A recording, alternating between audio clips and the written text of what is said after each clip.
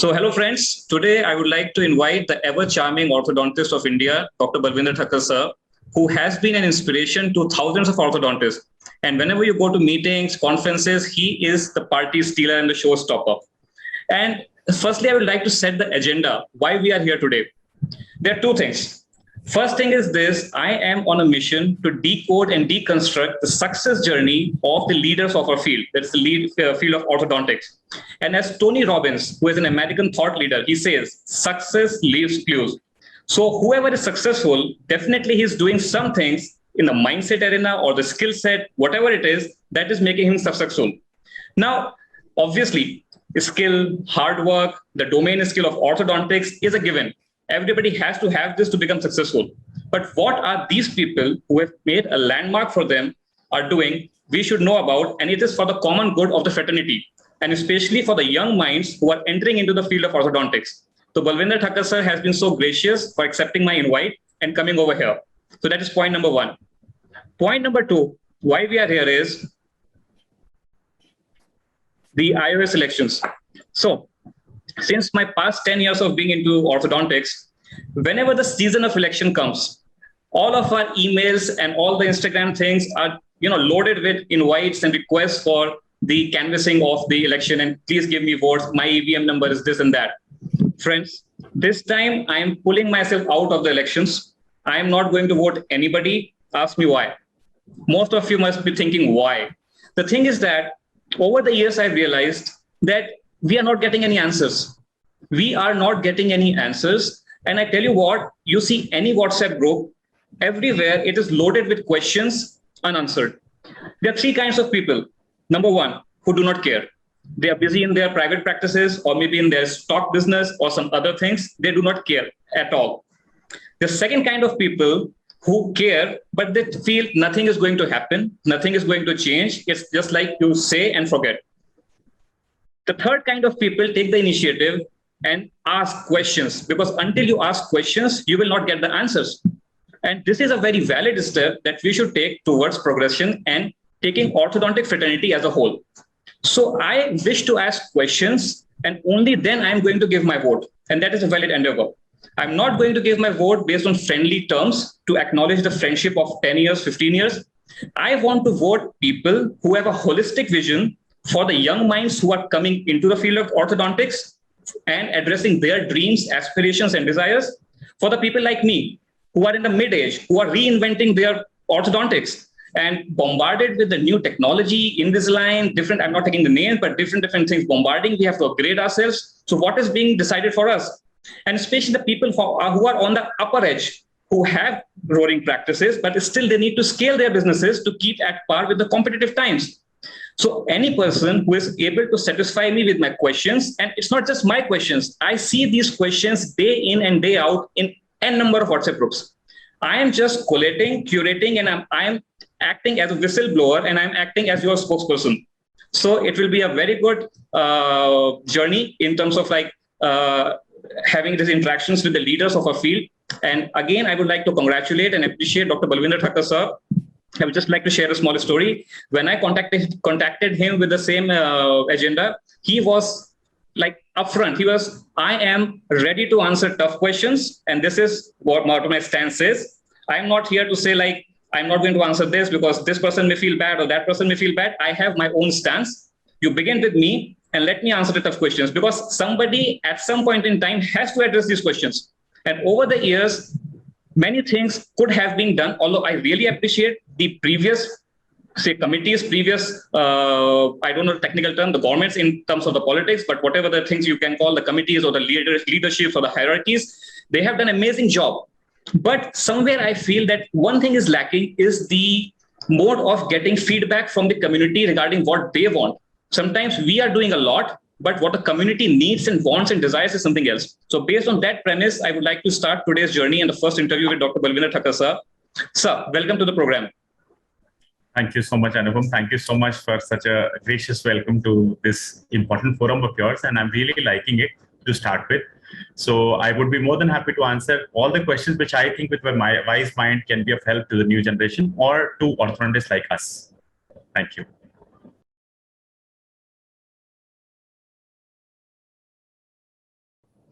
Thanks a lot, Dr. Balvindar Thakkar, sir.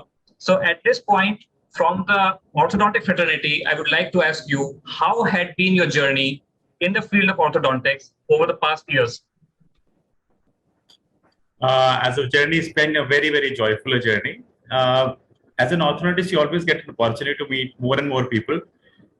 First for business, then you become friends, and the friends give business. So as an orthodontist, why I feel lucky always is because I or any orthodontist would go visiting initially, would connect with people, would understand how the clinics work, then would understand how the clinic's hygiene is maintained in different clinics. And then once his time comes for his setup, he's all set. He has relations, he has patients, and he knows how to set up a good clinic.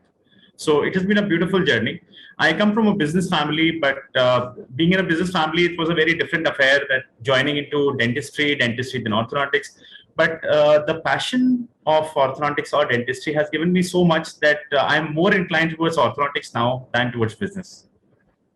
Great to hear that. And this can be a very wonderful nugget for the young minds that no matter what their background is, be it business background or whatever background, if they have the conviction and if they have the vision, they can definitely push through and create great success stories. Thanks a lot, sir. Yeah.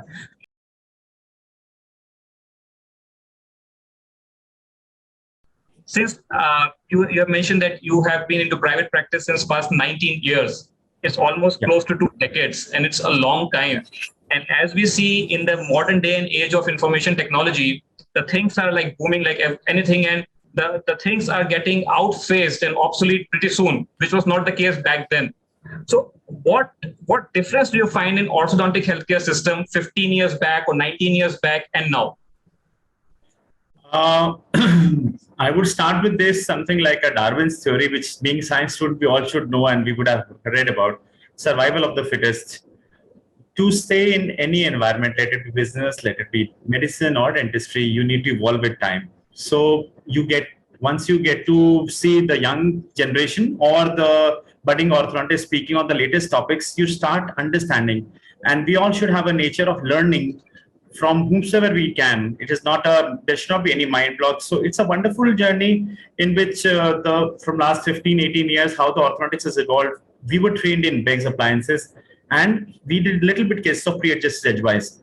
There was no scene of lingual orthodontics, no scene for aligners and other robotic appliances. But now in this era, if at all you're not into the mainstream, then you feel like you are left behind. So one has to keep learning. And I would keep adding the things which we do in the morning every day. So there is one very beautiful RJ called RJ Karthik. He would start his talk would be like, "Seekhoge nahi to jeetoge kaise?" So you have to keep learning. Tabhi zindagi mein you can go ahead.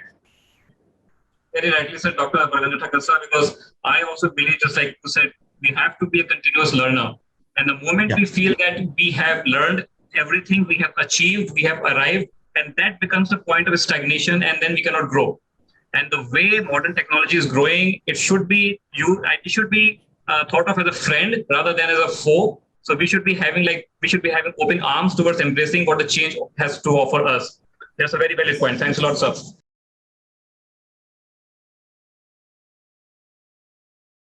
Now, I would slightly shift gears and move towards like, how do you position yourself in your private practice? Let me give you a context.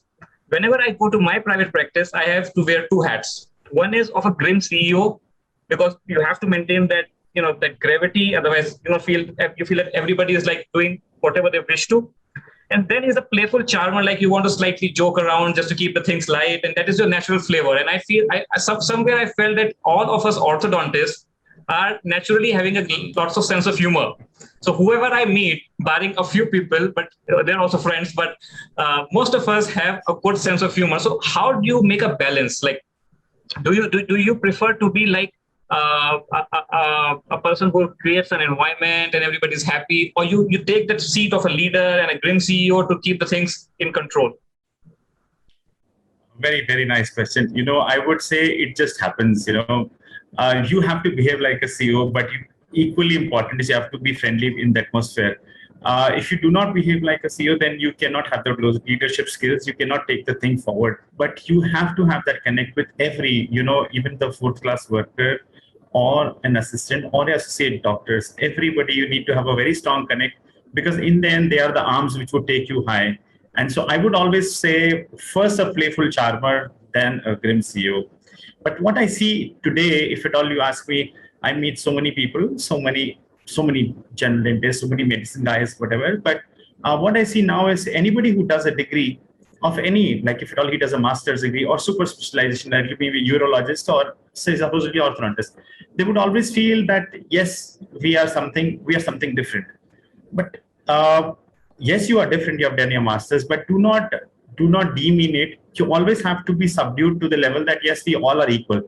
Then only you can spread your wings and you can scale up where you want to. Rightly said. That's a very important point.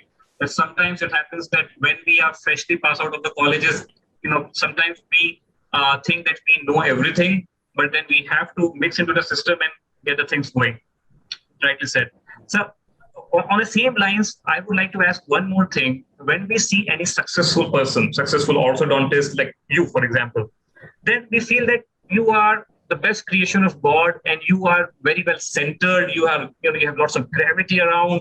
You can handle anything in the best way possible. So, but we forget that everybody is a human at the end of the day.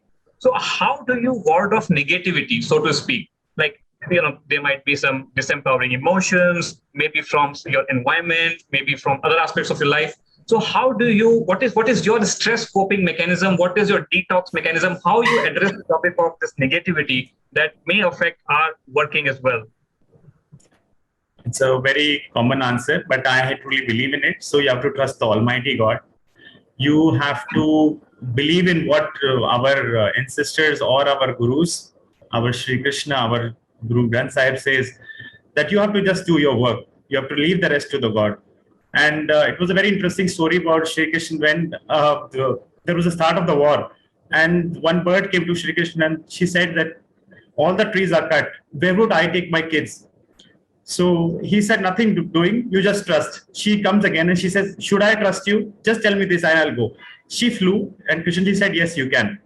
And I'm sure many of us would know that. So there was a bell hanging on one of the elephant's neck and he took the Arjun's bow and arrow and he hits it hard. And the bell falls down. And Arjunji says to Krishnaji that, sir, give this to me. Your aim is not correct. I would just kill this elephant right away. He said, my aim was never to kill the elephant. Time passes, the youth finishes, and when they're moving around in that particular area, they see that bell still there. And when Krishnaji says to Arjunji, just raise the bell, just remove this bell, it is still lying on the ground. And he sees that bird with the 3 eggs hatching there. So that's how life is. You have to leave things to God and do your work. You have to be a karma yogi than to think of anything on negativity, because we are all children of God and God would never do anything wrong for us. We are here. We cannot curse God or we cannot say anything negative on it because we are all on that path. I hope it makes sense. Definitely, sir. And it's a very important nugget for the young generation as well, that at some point in time, we need to surrender. We need to surrender to our decisions that we have taken, because the current generation that I'm seeing is very fickle-minded. And sometimes what happens is they take one decision, like opening a clinic at this place, then suddenly they will start feeling, oh my God, my decision is not right. So at least we should be giving certain gestation period to our thoughts, to our vision, to our desires, to our faith. Like, so only then it will go to fruition, so to speak. So very rightly said that the basic idea that I can get out of it is that we need to surrender either to Almighty, to our decisions, to the process, to the nature, to the laws of nature, whatever it may be. But surrender is the word. Yes, very true. 100% right.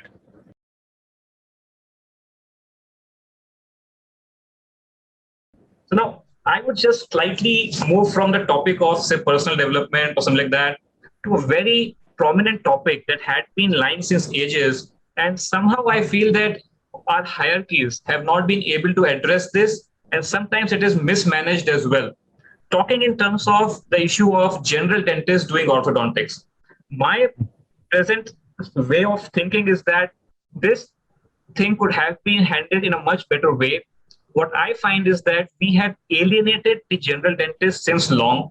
We have demonized them doing orthodontics. we could have devised best practices. We could have said, okay, fine, this is the domain, come to our training programs, we'll train you how to help the visiting orthodontist in the overall delivery of the orthodontic care to the patient.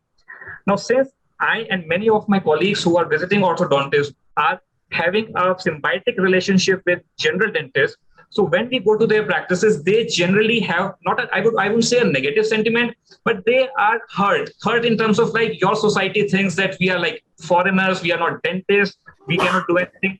So how the new hierarchy that will be formed after these elections is going to bridge the gap between general dentists and the orthodontist, thinking, keeping well in mind that we both are having a symbiotic relationship, and just by alienating them, passing diktats, and even on social media, sometimes we see that there are marketing flyers being flaunted which slightly are not in good taste towards the general dentist. So how can we balance out our intentions and reciprocate them in a better way so that we are on the same platform, sir? Very, very good question. Your question by itself has many answers to it. My take would be immaterial of elections or no elections. We are dentists first and then orthodontists. So we have to understand the sentiments of a dentist. He gives us the bread when we needed it. He has given us the cases when we wanted it the most. So we cannot demean a dentist at any cost. And as of what Orthodontic Society wants is, it is all, there are two sides of a coin. How we perceive it, it is different, and how it is being told, it is different. What an Orthodontic Society or any specialty body wants is, their particular specialty should not be, that particular specialty should always be on a higher side. It should never be let down by any of the works which are done. Now, supposedly orthodontic treatment, any child who wears braces is equals to orthodontic treatment, right? So whenever a general dentist would do it, if at all he would not have that sense, I would not say they would be even more talented than an orthodontist would be, but they would not have that much of training. So if at all any case spoils, that spoils the specialty. So that's what Orthodontic Society means. We do not say nobody can practice it. There is no law which can say that they could not practice it. If at all I can practice endodontics, they can practice orthodontics as well. But what we have to tell, more than educating the general public, what our aim nowadays is, public awareness. More than public awareness, we should aware the dentist what we can do. When a patient or a girl comes for a crown and bridge after she has a marriage after 15 days, we understand there is no other option. But if at all we have 6 months in hand, at least we can do some orthodontic treatment and try to cover up to the maximum, so that we are in the end, as in the last question what I told, we all have to be answerable somewhere. So do justice to your patient. If at all your patient requires implants, and if it requires uprighting of the molars or premolars, yes, we can always do it. So we have to educate the general dentist that yes, where all our need is there. If at all it is cleft, I would say in my terminology, it's a 13-year syndrome. Any patient who would walk into a practice, it will be orthodontist. If at all he comes to you, the dentist, general dentist would say, "No, sir, ये तो 13 साल के बाद ही होता है." Aajkal, kids are maturing faster. We would get permanent teeth at 10 years. So dentists would consider everything on a calendar age, not a dental age. You talk about nasoalveolar molding in cleft patients. Who would do it? In the end, that will be done by an orthodontist. So that is a 6 months job. Even at the age of 6 months, that has to be treated.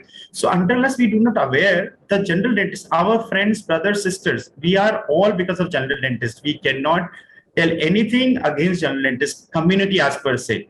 We are orthodontists, we are fine, but you have to encourage them or explain them what interdisciplinary dentistry can do. So apart from what we see, bridges, implants, as I told you, cleft palate, temporomandibular joints, they would directly be the patients would directly be going to either ENT specialist or oral surgeon. They would be rarely being diverted towards orthodontist, which also is an issue. Now, because of increasing awareness, yes, the ENT specialist would be referring to the orthodontist, but we want the general dentist to have an orthodontist opinion as well.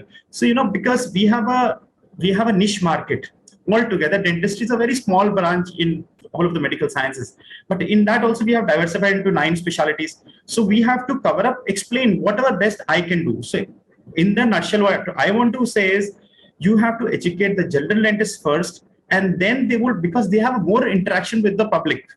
if at all you tell the general dentist, then automatically more than the ENT specialist or any orthopedic surgeon referring your cases, your general dentist can give you much better, and we would be less bad mouthing the general dentist, because in the end, what we want is business and we want good relations. So which our general dentist can always give it us. Thanks a lot, sir. And the conclusion that I can draw from your words of wisdom is that there is a need and opportunity over here to have co-educative activities with the general dentist so that we are on the same page. And whatever happened in the past, whatever the inner feelings are like, this was bad and this thing was not done in the proper way, now we can have a fresh start with a new hierarchy, and we can bridge the gap, because obviously it will have ripple effects in terms of like the visiting orthodontist also getting more cases, and it's a win-win partnership rather than just being one side thinking negative about the other side.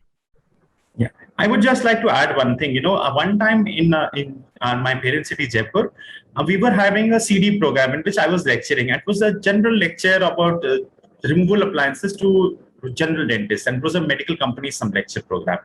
So I still remember I showed one of my case with Catalan's appliance, and to my surprise, we always an orthodontist, because we've been practicing for so long, I always think, yes, Catalan's appliance, Catalan appliance.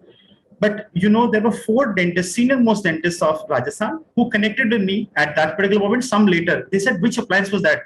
Which was looking really small. They said we were giving some Holly's appliance with Z springs, and the patient sometimes breaks it, this and that. So what I mean to say is, what we are doing is, in the end, we are all here are healthcare workers. So we want to give our best to the patient, and with the minimum treatment time, we want the best given to the patient. So why not educate the general dentist that better than in certain cases, who's a horizontal grower, or if we can see he's a young patient, he would be able to tolerate a Catalan's appliance, give the Catalan's appliance, get yourself free within 3 months, than the parents of the patient would run after for 1 year, ki Baba, you're not wearing the plate, the doctor would scold, then he'll break one plate. So in the end, what we are doing is we are elevating the profession. The number of times, actually, there is a tendency of many practitioners to call the patients time and again. Me being a parent, I very well understand. I do not like going time and again. I want my treatment to be crisp and clear and minimum time frame. So that's how, if at all we teach and make our general dentists understand that these appliances are also available, and which is in their purview as well. Which is in their purview. Removable appliances in their purview. Any which ways they are correcting it with the Z spring. So if at all they can correct it with the Catalan's appliance, in the end, your community, your dental community would get more respect and more dividends. If you finish up work fast, your dentist would even more refer more cases because you've helped in this case. He would give you more fixed orthodontic cases. So it's a, as you told, win-win situation. So thanks a lot, sir. Thanks a lot for the whole narrative that you have placed into picture, and I could also very well relate to it, and it's very pragmatic, so to speak.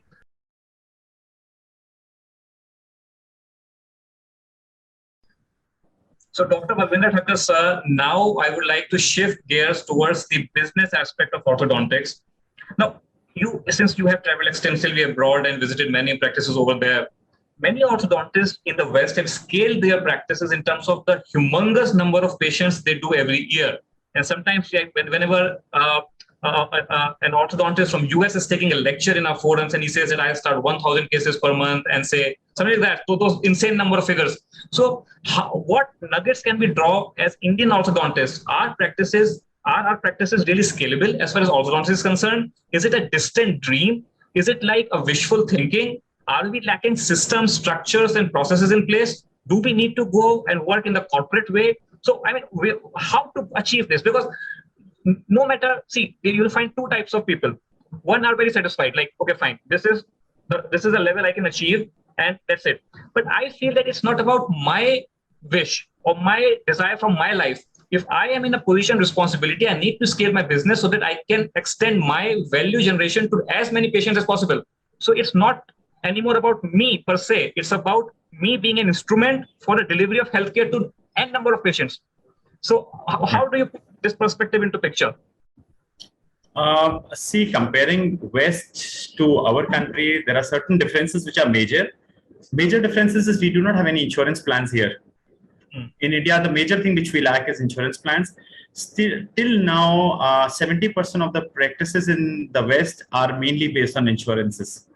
Only 30% patients maximum would go by themselves, pay by themselves. So it is something like orthodontics is an expensive treatment. We cannot expect every parent to be having that much of money to put in their teeth or their smile treatment. But now, as of scalability, yes, we have got so many orthodontists in India as well who have scaled up really well, who are multiplying. They have different clinics. They would have 20 clinics working with them. So in the end, what you want is you need to have hands for you to work on. You have to do ethical marketing. You have to connect with people. You have to have good relations and good relation with dentists as well. You have to build a sense of trust. In any Western country, there is a limit of working as well. You cannot, in US, you cannot work more than 8 patients in a day. So they're at leisure. They would work for 6 hours, spending 45 minutes on each patient, and they're comfortable because they get equal good amount of income. In India, we are not that rich a country. So we would work more, we would have more number of patients, but equally we have to divide our work to our associates, or we should have the patients who are learned as well. In India, another problem is that patients are not aware about what we are going to do. Whatever you tell to them, that's new to them. Because I do a lot of dental tourism, given me a chance, I'm always more inclined towards treating a foreigner because they understand it very easily. They understand the value added to it. Here, dentists are just mere dentists, but here that is like, wow, dentists. So there is a level difference. And as of scaling the practice, you have to create that wow factor. You have to make your wings spread apart so much so that you are liked by people. And it is never about money. It is never about money, which I was talking about in another webinar as well. Normally we think that's an expensive practice. That's a low grade practice. See, we are a country which is the biggest in the world. So second biggest in the world. So now, as of patients, everybody has their bread, everybody has their area, and I think we are still less in numbers at what it should be for progressive medical or dental care which is there. So yes, we can always scale up, and there is no difference in the level of practices which we have.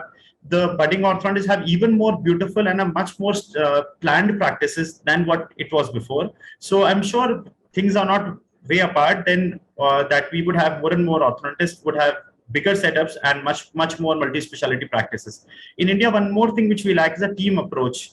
How in Western world it works is the periodontists, all the specialists would work under one roof, and they would have 7 centers. Instead of 7 separate centers, they would have 7 people of different specialties in one center. So, but at times in India, we lack trust. We would always think, why should my money be shared with somebody else? So we would have individual practice, and we would have that back practice to go to another clinic and work. So, but both the practices are fine. So I've been a live example of doing the second one. So I am also very happy with the way we are working. But yes, there should always be a vision, as you told, that there are certain people who are satisfied. See, satisfied people, in the end, everybody has to be satisfied with what they do. But if there is a need to be scaled, or just say when the very old saying, make hay when the sun shines, if at all you feel that there is a need to increase the number of chairs or increase the number of associates, you have to keep adding. And do not thinking कि क्या expenditure रहेगा, आप ये सोचो कि आप आगे काम कैसे बढ़ाओगे. So वो चीज को देखते हुए, do not never think about क्या expenditure हो रहा है. This basic planning is think कि अपन को multiply कैसे करना है. Rightly said, and I also got a little bit motivated by your nuggets that you have shared. That there is a ray of light, there is a hopeful future. The only thing is that we need to be very much defined in our approach, in our goals, to have the desired outcomes. And anything is possible. And we are nowhere behind the West in terms of like our capabilities, our learnings and everything. It's just that we need to have a proper perspective into place. And yes, teamwork is a very important factor that I find lacking in our scenarios. And we need to be clipping that gap so that we can have different specialities working under the same roof. And then our stress is also, offloaded so that we can concentrate on our specialty, focus and 100% effect. Yes, we all fall in the I, me, myself syndrome. We all are in that sin because we all do works by ourselves. We would do our electricity bills ourselves. We would do all the hospital bills ourselves. We would treat patients. We would write medicines to the patient. We do surgeries. One person cannot do that much. You have to take care of so many other things in life. And this is all materialistic thing. You have to think about human things. You have to take care of your family, your parents. Those are more important things. So for the other things, you have to let the other people work for you. You cannot do many things together. And as to for my budding generation of orthodontists, it's a very small story. There were 3 people: one rich orthodontist, one poor orthodontist, and a Santa Claus. and they were told to do a job. So then somebody asked that who would do it first. So everybody aimed at the rich orthodontist. They said he would do. You know why? Because Santa Claus and a poor orthodontist are hypothetical. They do not exist. But orthodontist is always rich. So what I mean to say with and tell my dear loving young generation which is coming up, that we would never be poor. Do not worry. But you have to have aim in life and work hard. That's what is the essence of any work which we do. At the initial years, why there is some hue and cry about something which is coming up nowadays in the orthodontic fraternity as well. That hue and cry is because once we finish our masters, we always think that there are clinics waiting for me to absorb, but it is never like that. Even 19 years back, for 9 months, I did not have a single orthodontic case. So let it be. And established, settled in Jaipur, I did not have any case. So 19 years back, it was the same story. Abhi to 9 months ka, it has become 1.5 years minimum. So have patience. Everything will be fine. It takes time. It is just a gestation period. But you have to be good in your skills. You have to have good network, good relations. That's what for every business you require 2 to 3 years of time for it to flourish or it to get on the track. So it's a new venture for us. We all are not born with a golden spoon that we have our parents in the same profession. So if at all not, no, don't lose heart. You all would be rich enough that you would always remember me. Thanks a lot, sir. And that is why this forum has been created, so that the young generation, the young minds, the budding orthodontists can get important nuggets out from the decades of experience of the leaders in the field of orthodontics like you. And I guess that they will be very much benefited with this. And one thing I would like to add is, as you rightly said, in India per se, we are doing everything ourselves. So I was attending an entrepreneurial seminar, and they were very rightly saying that we have to be business owners, not business operators. So what we are doing is we are trying to fix everything from even if something has to be changed in air conditioning, in whatever, I am approached. So I don't want to do this. And if I am doing everything, then when I'm doing my strategic planning for my business growth, trying to open my chains of clinic in different geographical locations. So this is strategic thinking. So when I am engrossed in tactical level stuff, in micromanaging the clinic, how can I think, something like to expand the business? So this is what I've seen lacking. And this is what the business people try to tell us, that you have to be a business owner.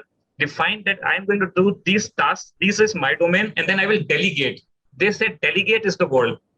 Yes. So if you are not able to delegate it, then you are going to be just a business operator and you cannot scale. Yeah, very nicely said. This is what I meant. Yeah.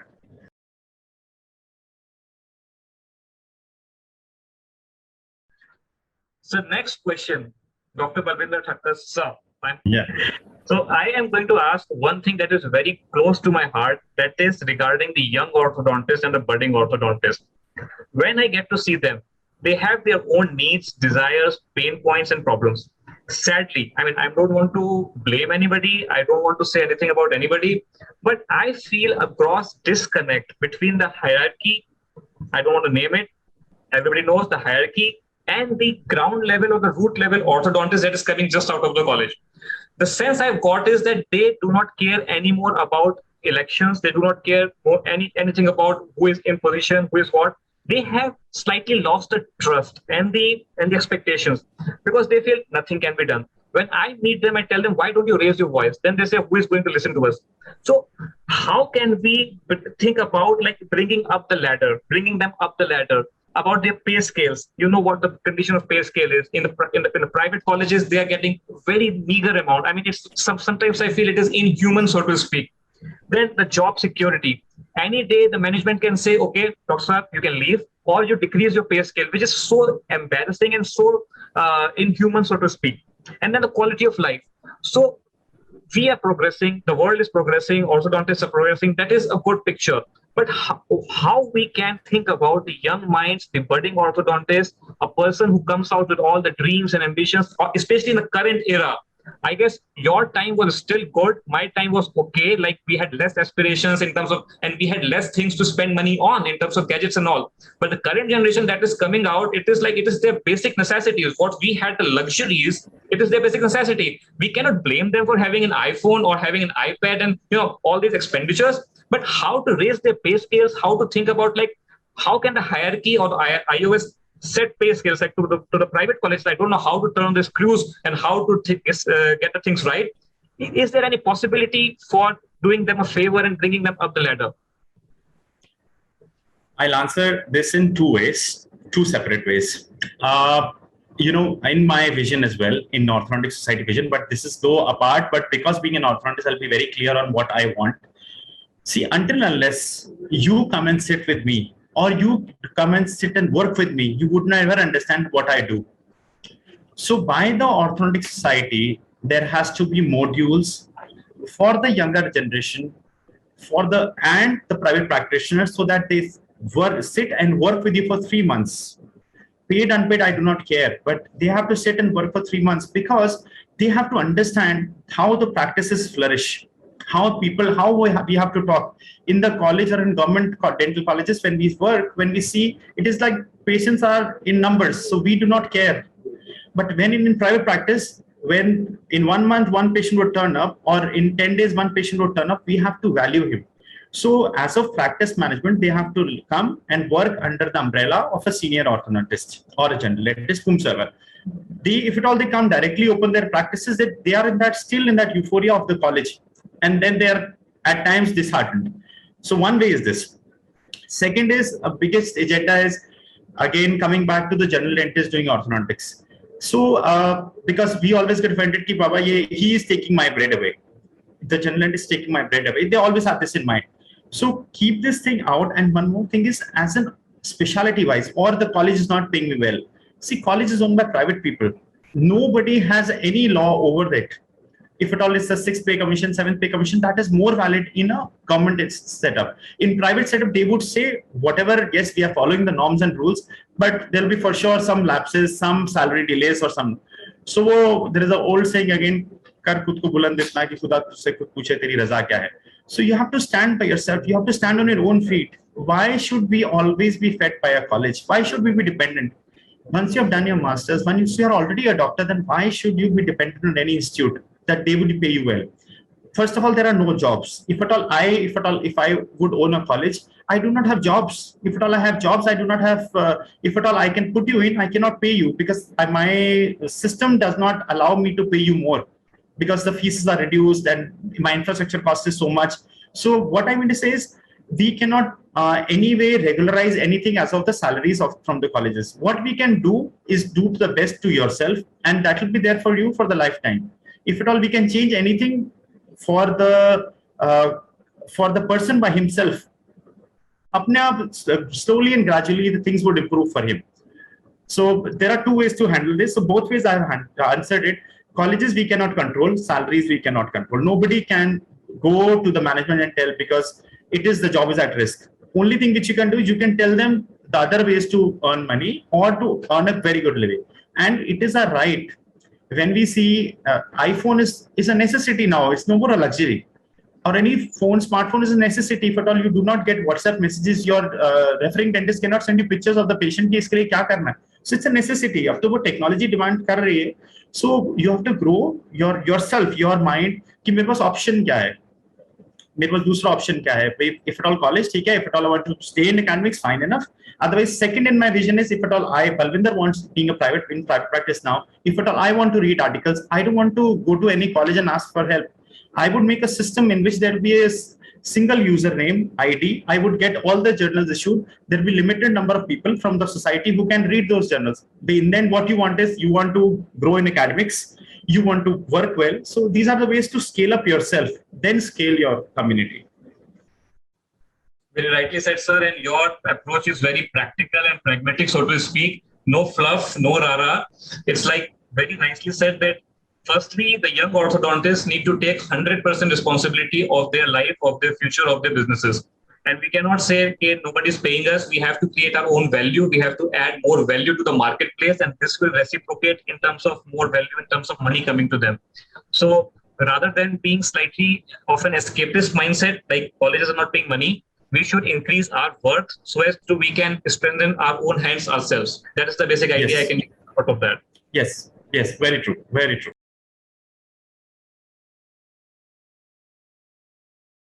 So Dr. Balvindar Thakkar sir, so today we have covered a lot of things, and now I'll be jumping back onto your personal success story, because there were two agendas we had to meet. We had to understand and decode your success, and then we had to understand that what is the bigger vision you are having for the society in the future days to come.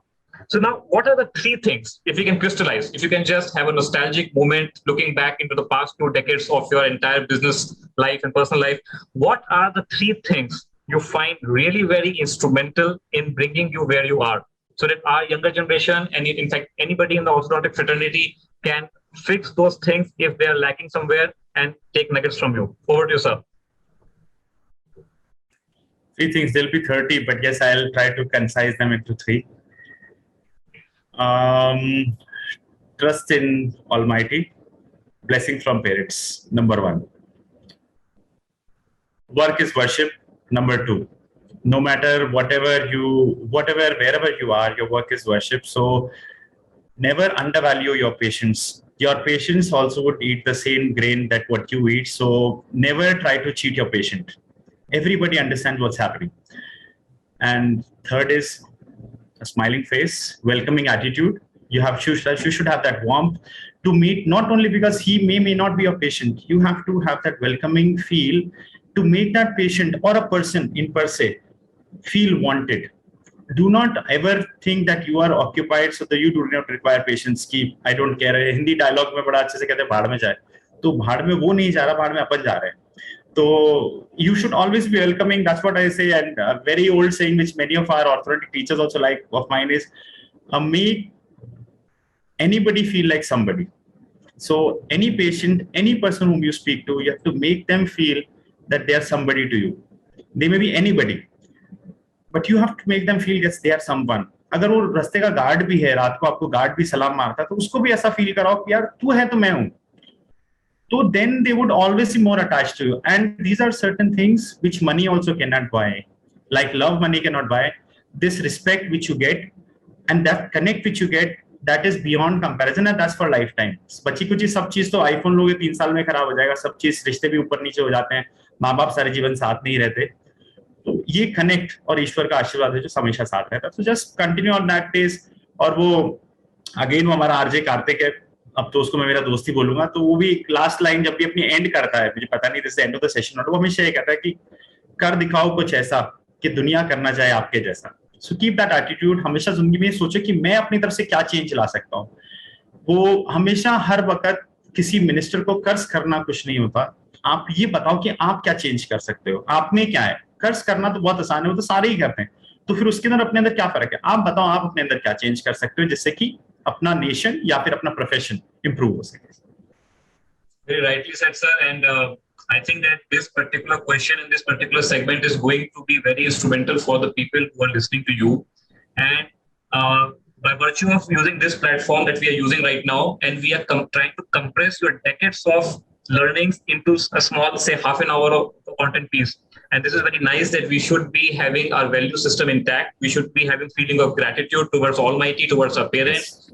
Yes. And even if you see the law of attraction and law of vibration, things that are going in hype over the West, in the West, when people are spending tens of thousands of dollars to understand that, it just boils down to this, that you should be having feeling of gratitude. Gratitude is having a particular frequency, and that frequency is connected to the cosmos, and it comes back in terms of fulfillment, abundance. You can call it money, you can call it fulfillment. So that is the thing. And for the younger generation, I would tell that many a times I have seen, and it is for me as well, right? Because I'm not trying to be a preacher over here. I'm just a mediator between the learnings from the gurus towards all of us. What I have seen is that sometimes, and many of the times, we get stressful. We dive into the blame game, blaming the patients, maybe the setup, maybe the governments. So as sir said, it is very important for us to take 100% responsibility of ourselves, having the feeling of gratitude and raising our standard, what we have done, what I am doing differently, how did I treat my patient? If patient is skeptical, I should keep myself in the shoes of the patient, being empathetic. Had it been my 100%. child, had it been Yes. my child, I would have talked in the same way if I would have found that something has been, even if I would have been having the slightest notion, I would have been overprotective towards my child. So we should come out of our ego and being more empathetic. We should not leave our self-respect, that is a given, but we should be more empathetic. And at the end of the day, 99% of the people are really good, kind-hearted. You meet them over a cup of coffee, they are different. It totally changed people.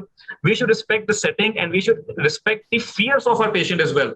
Because if a patient is talking to us nicely, fine, it's okay. But if the patient is slightly skeptical, he might be fearful. So as healthcare givers, we are trained and we should be trained into separating the fear from the character of the patient. We should not merge both and say that this person is bad. He might be fearful. So that's the basic idea I can get out of it.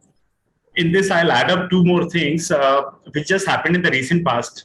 One is, which I every day tell to somebody or other, is we are not here to judge. You have to understand people. So there will be some patients who will be slightly dicey. They would be always like, "Acha, aap itna kyun zyada le rahe ho? Utna kam wo leta hai." So you have to understand them. Unki galti nahi hai. Because they have been to other dentists, तो बात उसका valid question है, तो you have to answer it. आप end में नहीं कह सकते मेरा आज 19 साल का experience है, मैं तो ऐसे ही charge करता हूँ.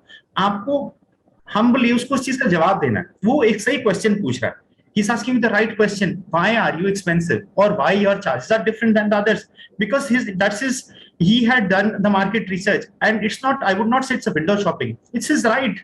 When we are open, it's a business. So he goes to a different business, he gets different charges, you go, he comes to you, then he for sure has the right to ask you.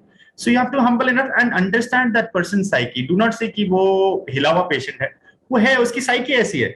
और दूसरा, some days back, like as I told, I promote dental tourism or not, या फिर किस्मत से dental tourism अपने आप ही होता है. तो 2 days back there was a French woman who was here in our practice.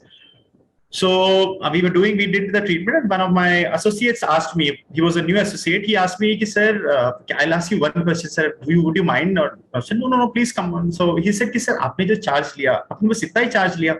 तो मैंने कहा मेरा standard charge है, this is my standard charge. So कहता है कि अच्छा, मैं तो सिर्फ पूछ रहा हूँ generally.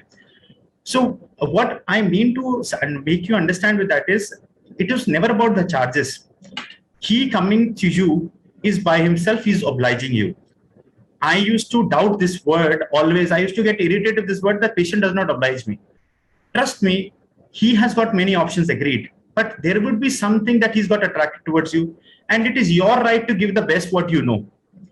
And one more thing which we talked about just some time back was always, my keys to success, have a smile and have a feeling of gratitude. Any foreigner you see, you move around the Western world or come to our practice, any foreigner, they will first greet you. Hi doc, how are you?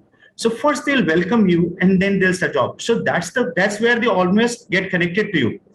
तो जहां पे अपना connect ही बन गया, तो क्यों लूटपाट करके और क्यों फालतू बढ़ा के करना, जब अपन को वैसे ही भगवान इतना दे रहा है. But it's a very important part because this has to be connected. This has to be connected because everybody is after, in the end, everything boils down to money which you earn.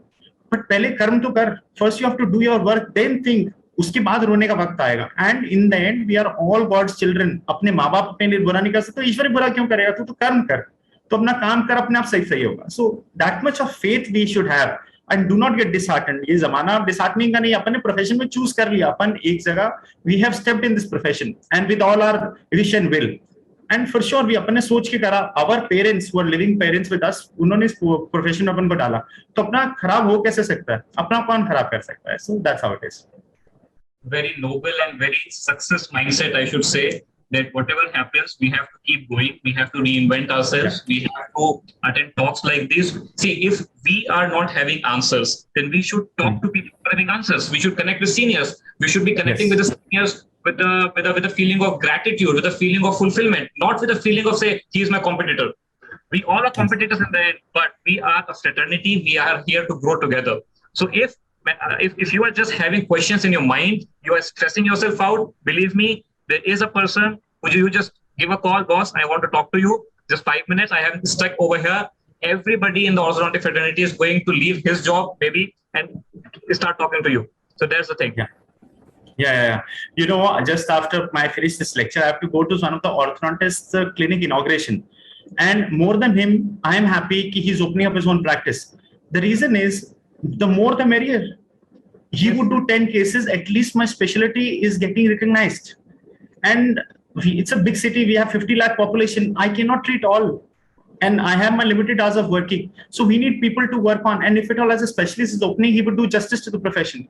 So when you see anyone opening his practice, be happy about it. Yes, our profession is getting recognition. In then what we want is, through ads, through social media, what we want is our specialty to get recognized. So what better it would be if at all some of our practitioners, some of our friends opens up the practice. So always be happy on whatever happens for good. Rightly said, so very rightly said.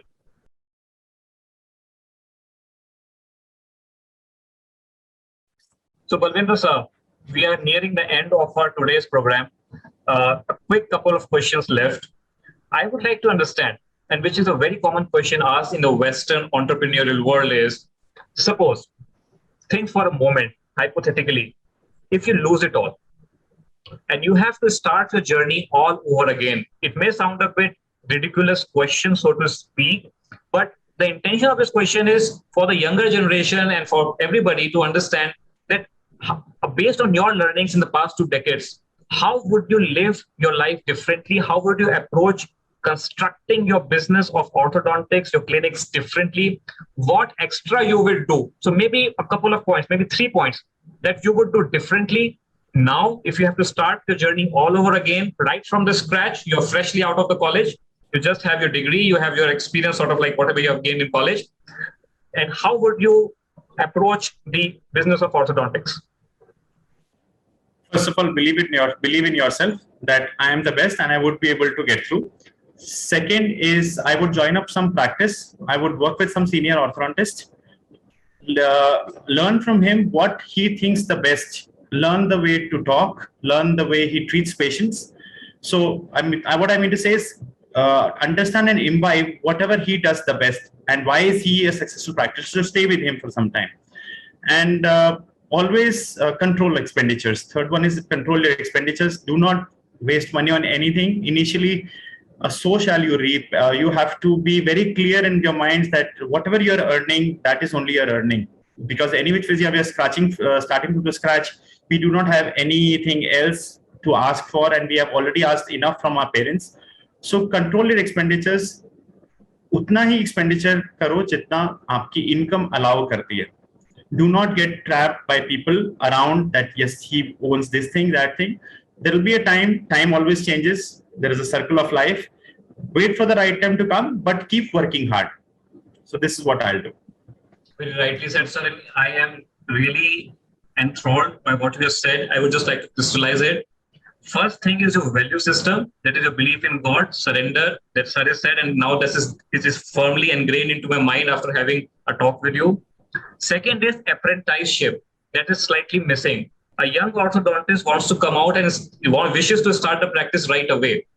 Firstly, you should invest maybe 6 months, maybe 1 year to understand how the game is being played, how the leaders are working. And especially this program, you're getting the nuggets directly from the leaders and the gurus. So this is one step ahead. This is one step towards the same direction. So what sir is saying, come to these programs, join, listen what the leaders are saying, go to their practices, offer your services, maybe for free, maybe paid, I don't know, maybe 3 months, 6 months, but you are getting experience. What that person has gained as an experience after working for 2 decades, you can crystallize this and get into your domain, maybe in 6 months, 1 year's time, right? And the last is controlling expenditures. This is very important. Some person puts up on a Facebook post, okay, I've got this scanner, I've got this machine. Now don't get carried away by that person getting a particular thing. His business model might have been in a stage where he can afford that. Don't turn your dental clinics into dental clinics. Don't be under lots of debt. Your clinic has to be a dental clinic. Obviously, you can be having a vision. Okay, fine. I need this machine. I can capitalize. I can scale my practice. Fine. You can take a loan even. You can take a debt. But just being carried away with a new scanner in the market without doing your thorough research where your catchment area, your market actually needs it or not. Can it be a game changer's advantage, first mover's advantage? Fine, you go for it. But if it is just another tool which may be underutilized, better to wait for some time and then invest into it. That is my deduction out of what Sir said, that what he would do differently and how he would approach the practice if he has to start all over again. One more thing which I would add is stick to the roots, not only the family roots, as of orthodontic roots as well. If at all we talk about biomechanics, if in any biomechanics, let it be a liner, a couple is a couple, a tipping force is a tipping force. So always apply that sense in whatever you do. Maybe you're starting a practice in the era where only aligners are there. So your roots should be strong. Your basics have to be strong to support whatever is happening. And always find joy in others. If at all somebody else is buying a scanner, it's always, yes, you can always find joy in that, because yeah, he's going, he's reaching those heights. So today he's there, tomorrow you'll be there. So always find you enjoy what anybody else is telling you.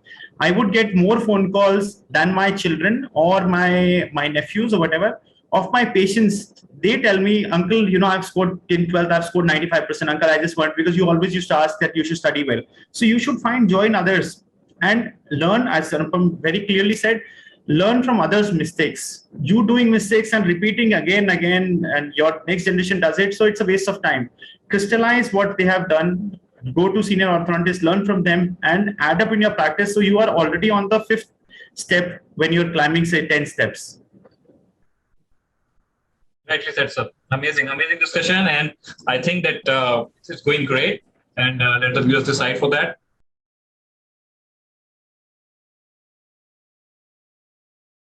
So up till now, we have decoded, deconstructed, and modeled what the success journey of Dr. Balvinder Thakkar sir has been.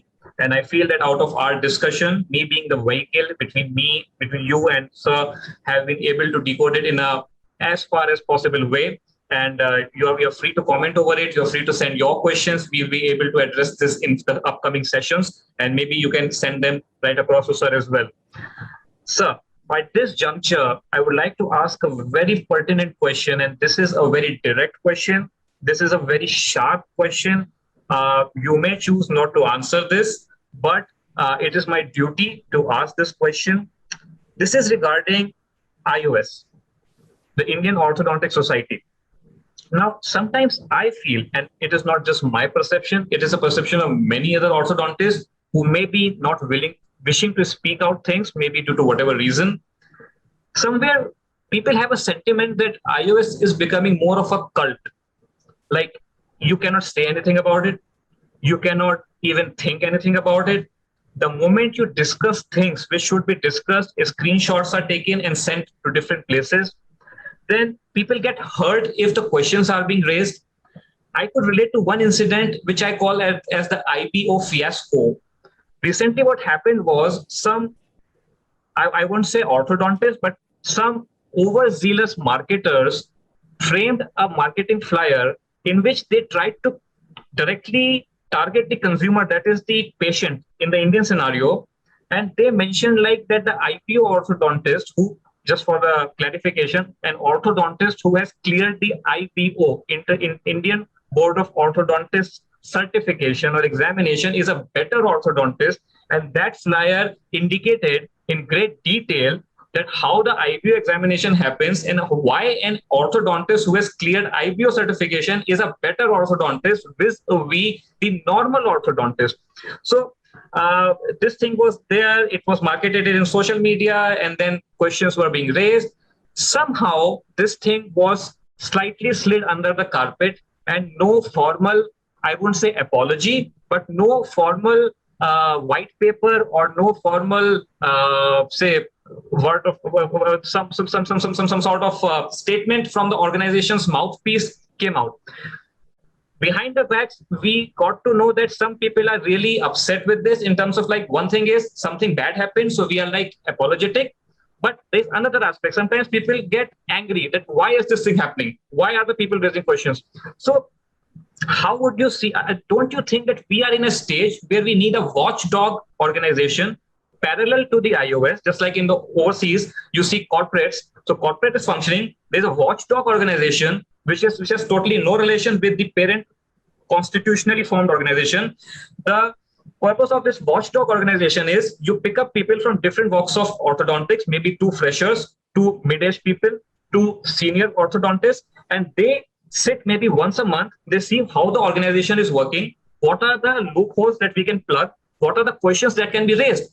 People ask me, why do I not, despite having so many friends, so many contacts, stand up for the elections?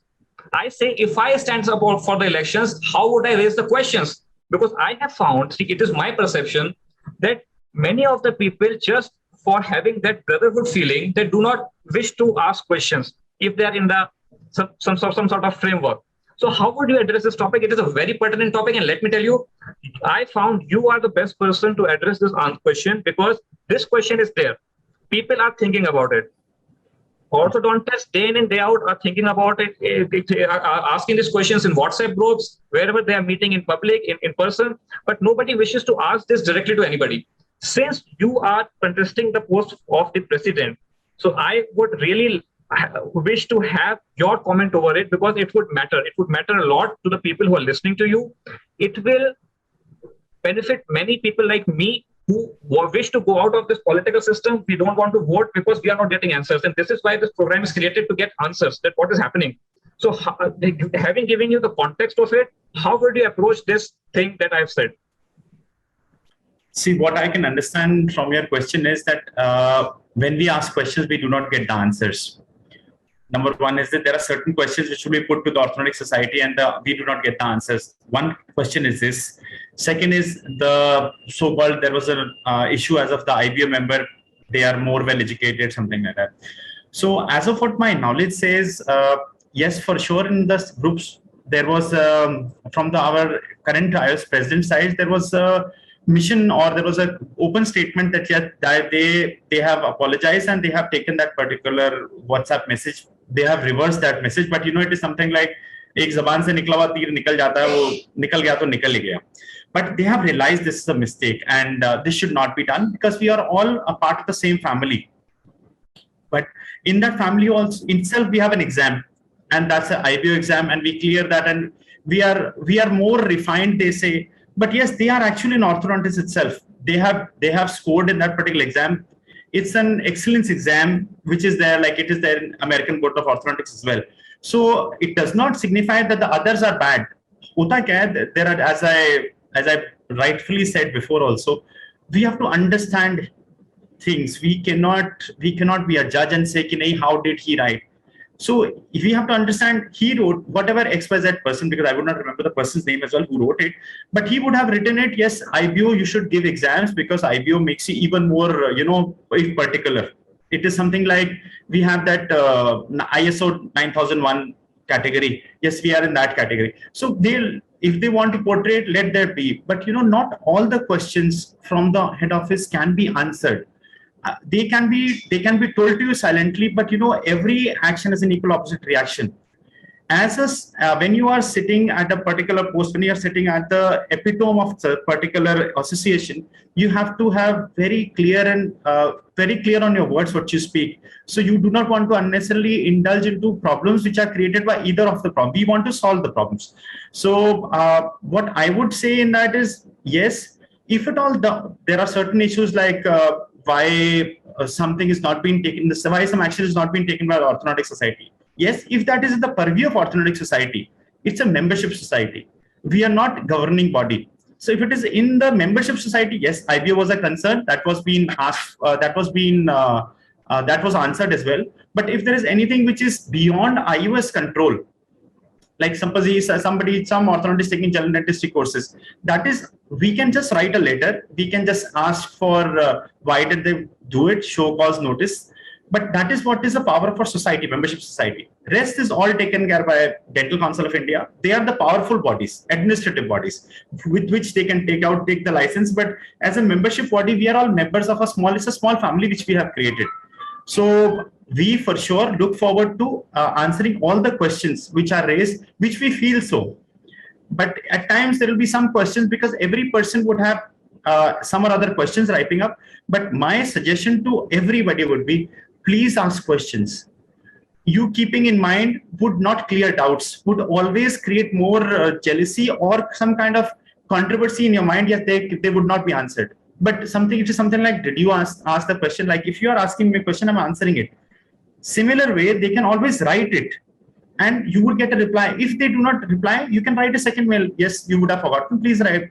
Because sitting idle and cursing would not make a sense. If there is a question and any written complaint is normally answered by any office, any administration, which I have seen myself. So I would not say the problems with the orthodontists are faced now for some or other reason. If at all that is in the purview or not, you can always write to the Indian Orthodontic Society head office. It is there. They would for sure, for whatever reason, they have to reply back. But sitting at home and telling would not make the things work. So this is what, if anything else, because I wanted to be crisp and clear, if at all you want to ask me something very crisp and clear, I can answer that as well. But this was a very big question. So I had to answer cumulatively, I have to come closer and then answer this. So the idea that I can get is that obviously nobody's perfect, no organization is perfect, things happen, and how we deal with the mishappenings is what makes us what we are. So having said that, yes, the IPO thing was not something that could have happened, but it was promptly taken back. Obviously, many of the people were discussing that a white paper sort of a thing, why it happened, because it was a bit demeaning, because the words and the sentiment that was being conveyed was overboard and getting overzealous with marketing, and it was slightly demeaning of the orthodontists who are not a part of IPO. But since it was taken back, so said and done, everything is okay. So I'll quickly comment over how can a young orthodontist or a midway orthodontist or whichever member of the fraternity is, how can they contact for asking questions and queries apart from the email? Do we have a forum, or can we develop a forum in which we can talk questions to, we can interact with each other, and we can talk, we can have a question and answer session apart from the usual email way, which is a bit more formal? Yes, we can always have the forum open, but I am still doubtful. There is an awareness forum, but as of any question and answer, which is a very valid idea, I am very sure, God bless, and if at all things work, I would for sure be open to that particular forum. But normally what I have seen in WhatsApp groups or forums, the main purpose of your question gets diverted and there is something other which gets propped up. So normally forums are avoided in any big associations, but because this is a very interesting topic, I would for sure, if elected, I'll for sure consider opening a forum, because it's very important. Yes, if at all I have any doubt and I don't want to write an email, I can always put it on a forum so that it is trolled. Instead of our own personal Facebook accounts, it is trolled in that particular forum and it is sorted. And one more thing, as of leadership, I'll tell you very interesting thing. When this COVID thing came up, I used to start working at 6:30 in the morning till 9 o'clock in the night, working on helping people only, not patients at all. So for 1.5-2 months, I only worked for this. And every evening, when I used to, my phone battery used to be gone, and I always used to think that why so much work? Because trying to help people getting medicines, sometimes remdesivir, sometimes hospital beds. So every evening I used to think how difficult it would be for our Prime Minister, because this is an unforeseen circumstance. Yes. To take a decision. You have to, I am not a supporter of any particular group, but all the applauds to that particular leadership, that how things have to be managed, because it's such a big crowd which has to be thought for. And we are a small society. So similarly, all the leadership, because who are leaders? It's like you and me. There nobody else. So what you think in your mind is right is same as what I would think as of my level of thinking, what my wise thinking would say. So taking decisions in masses for somebody always takes time. And normally it is well said in any leadership that time heals many things well. So you have to delay it a bit so that the things normally mellow down a bit and then you can answer it well. So that's how any leadership works. So I do not think, and as of my answer to the young generation or to the budding orthodontist or every orthodontist is, please speak, and that's a slipping of mind. So you have to stay connected to the Indian Orthodontic Society as well. Many times I feel dentists would come and say, what is Indian Dental Association given us? What is Indian Orthodontic Society has given us? So my answer to this is, because I'm active in IDA and iOS both, to me, why I am here at present in front of Dr. Anupam is only iOS. I have no academic connect with him. I have no alumni connect with him. I am just here because of his noble gesture to call me. And that's just because we get connected in conferences. And why my success story? One more thing which I forgot to mention was, it was again partly because of iOS. When I used to attend conferences, people used to ask, which city are you practicing? I used to say Jaipur. I used to get connected, and it's been 19 years regularly attending conferences. I would say 22 years. In my PG days also, I have attended every conference. So there will be very few people who have attended all the national and partly all international conferences, all media conventions. So I am one among them. So when you get a connect, as of financial benefits also, if some of the orthodontic patients, they are teenagers, at times they are in Dubai, at times they are in US, at times in Jaipur, at times in Delhi, Moradabad, wherever. So when they think of Jaipur, they would always connect it with me. They would be like, okay, Dr. Balvinder is there. And I'm not going to treat them for free. And they know it.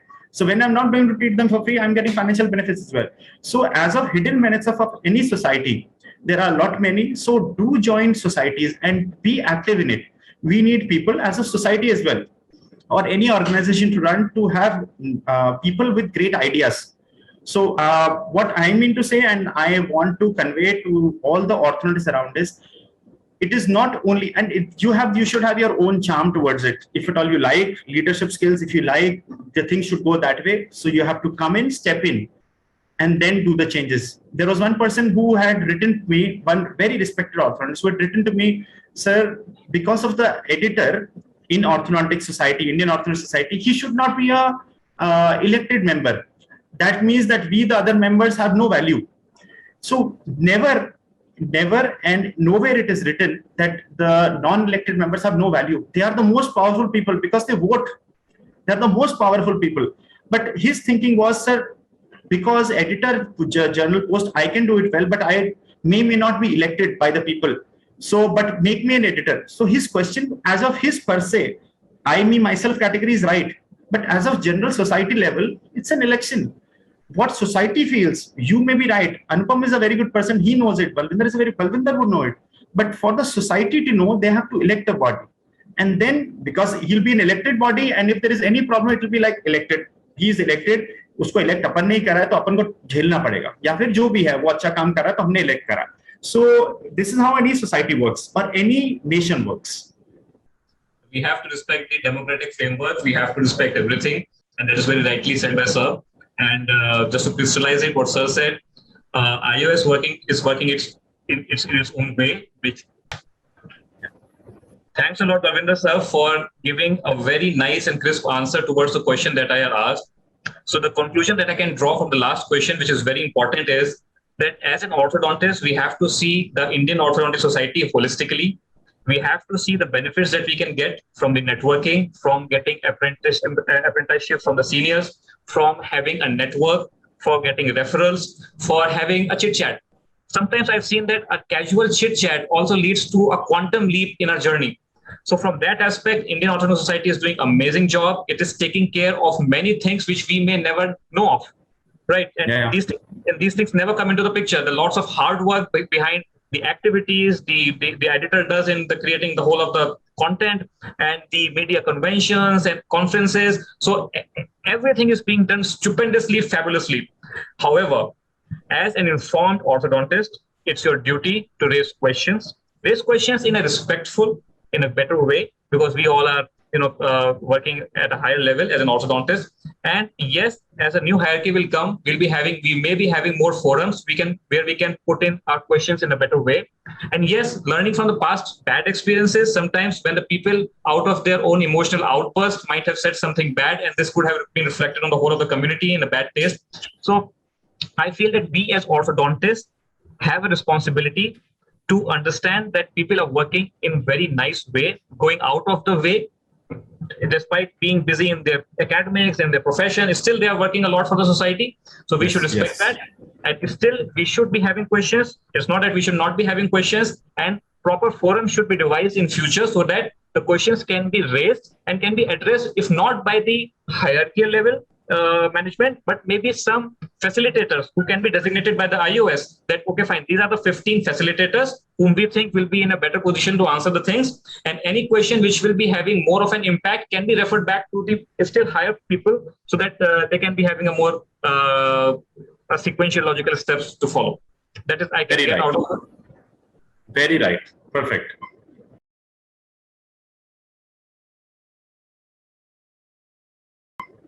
So in the end, after deducing everything what you said, what is your vision for the fraternity if Indian Orthodontic Society and we all orthodontists are just like small babies? You have to nurture us. How will you approach this facet of that vision of yours towards the fraternity?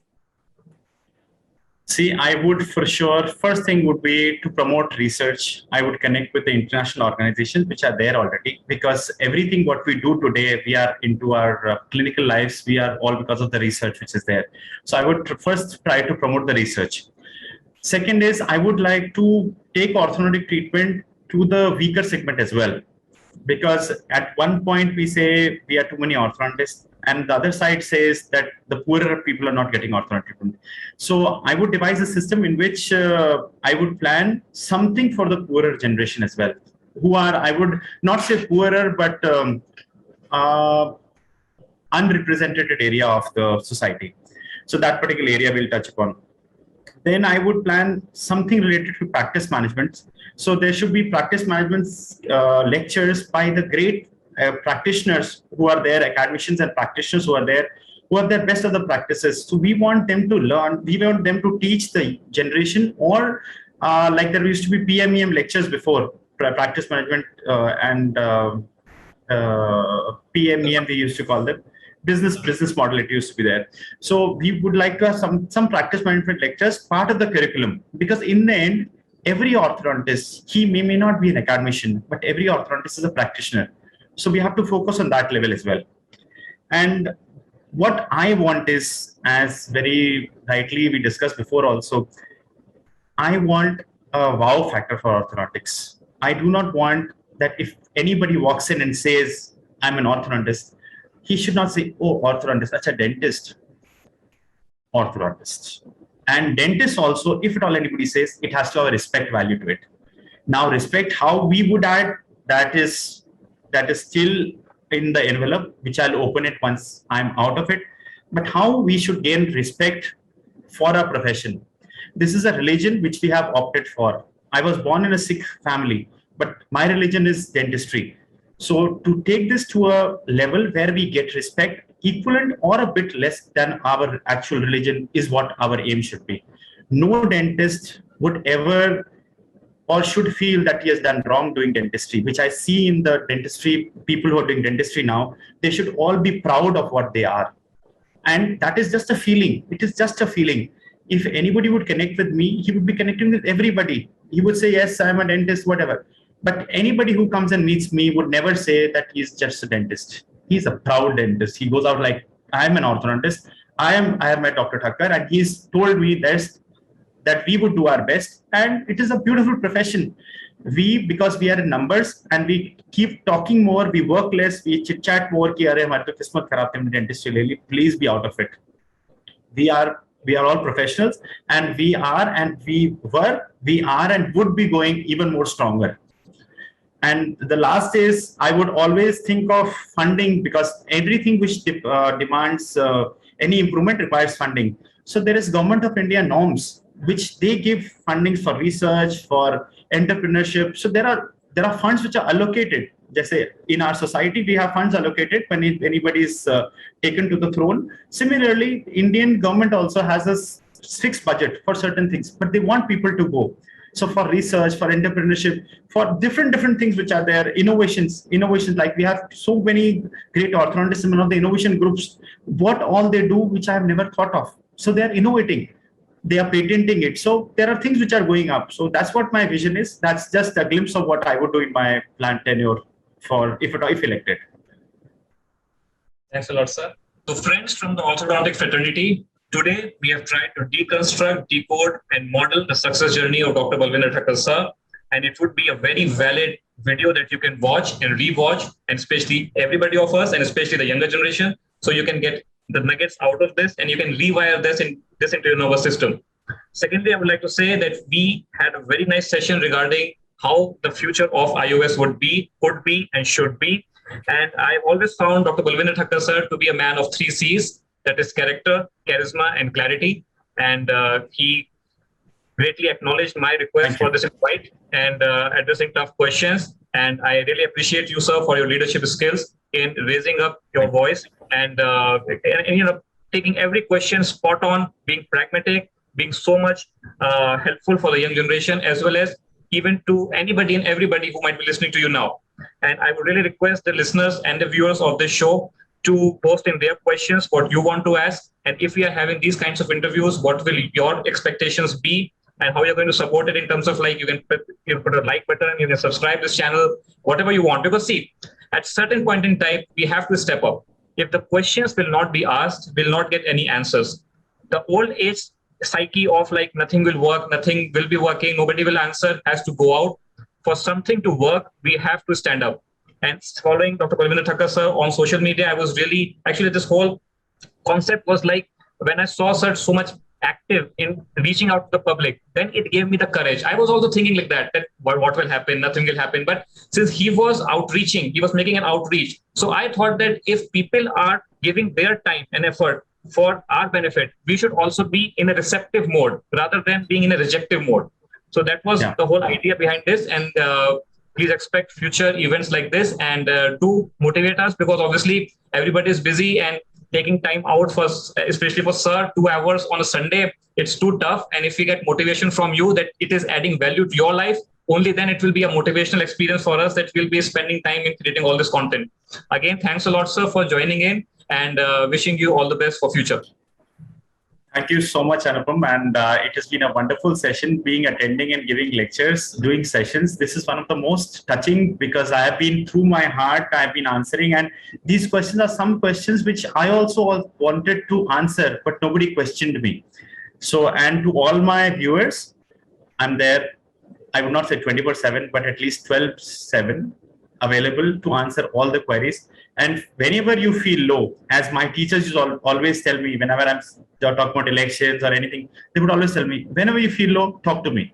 So I pass it to the next generation, the baton, I pass it to the next generation. Whenever feel low, please connect back. I'm very accessible. People who know me, they understand. Please connect. Never feel low. We are the best, would remain the best. Thank you. Jai Hind. Jai IOS. Thanks a lot, sir. And thanks a lot to the viewers. Take care.